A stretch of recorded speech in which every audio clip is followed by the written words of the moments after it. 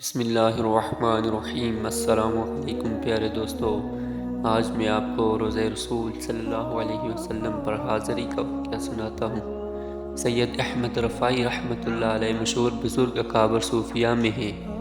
ان کا مشہور قصہ ہے کہ جب 555 میں حج سے فارغ ہو کر زیارت کے لیے حاضر ہوئے اور قبر اطہر کے مقابل کھڑے ہوئے تو یہ دو شعر پڑھنے لگے۔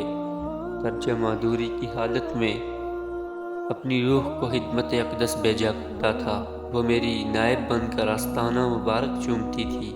اب جسموں کی حاضری کی باری آئی، اپنا دست مبارک عطا کیجیے تاکہ میرے ہونٹ اس کو چومیں۔ اس پر قبر شریف سے ایک دست مبارک باہر نکلا اور انہوں نے اس کو چوما۔ کہا جاتا ہے کہ اس وقت تقریباً 90,000 کا مجمع مسجد نبوی شریف میں تھا۔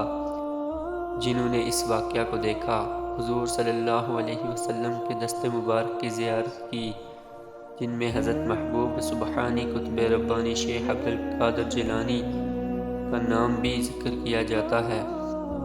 ہمارے حضرت جی حاجی محمد شریف صاحب رحمۃ اللہ علیہ فرمایا کرتے ہیں کہ اس کے بعد حضرت رفاعی رحمۃ اللہ علیہ مسجد نبوی کے دروازے کے سامنے لیٹ گئے اور لوگوں سے کہا، مجھ پر پاؤں رکھ کر گزرو۔